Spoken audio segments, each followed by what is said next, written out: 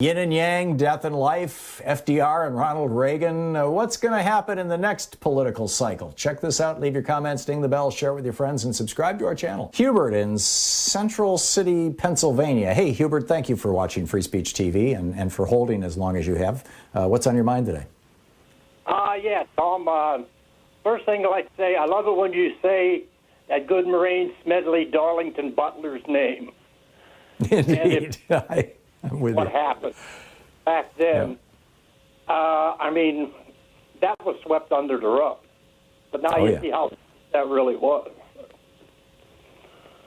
Oh, and it was FDR who swept it under the rug, Hubert. He was afraid that it would inspire copycat things. I mean, they were actually planning to kidnap him, and I don't think to this day if we know that they were going to just kidnap him or if they were going to kill him. But this was it's referred to as the businessman's plot against FDR. If you want to look it up, it's easy these days to search for.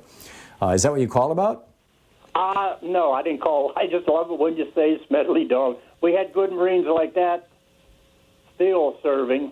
They would have done something different 4 years ago, but I don't want to mention it. Well, what I'm calling about is, why did the Democrats kill 8 to 12 million adults and about 5 million kids? You know, it was, if there's anyone who knows how that happened, it would be you. But how did that happen? And why? I don't know what you're talking about, Hubert. The 1.9 trillion, 8. Right. They cut down from 200,000 down to what is ended up at 150,000, I guess. Oh, you're talking about, you're talking about the threshold. Like if you make more than $150,000 a year, you don't get the $1,400 check. And exactly.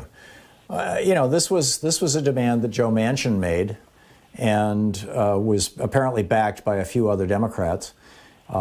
These are the so-called conservative Democrats or moderate Democrats. I refer to them as corporate Democrats, but whatever you want to call them. I mean, I'm happy to have them in the party. I'm happy to have them voting and part of the caucus because that's why we're in the majority right now. But they can also be somewhat problematic.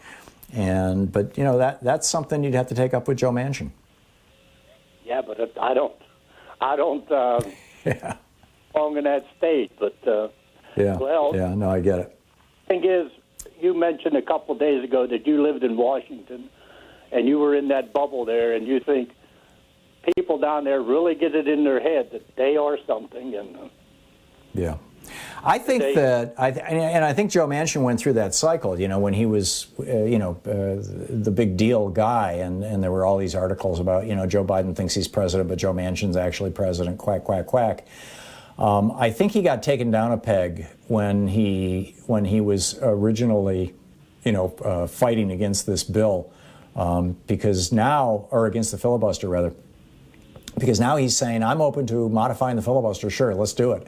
Whereas just, 2 weeks ago, he was saying, what do you, in fact, he invoked the name of Jesus and said, what do you not understand about never? And then, now he's going, well, okay, we can do this. I think, Hubert, that he's going to come along. I think public opinion has turned. I really believe that. It seems to go in these cycles, and I think that we're hitting the end of the Reagan cycle, and we're going back into an FDR kind of cycle or an LBJ cycle at the very least.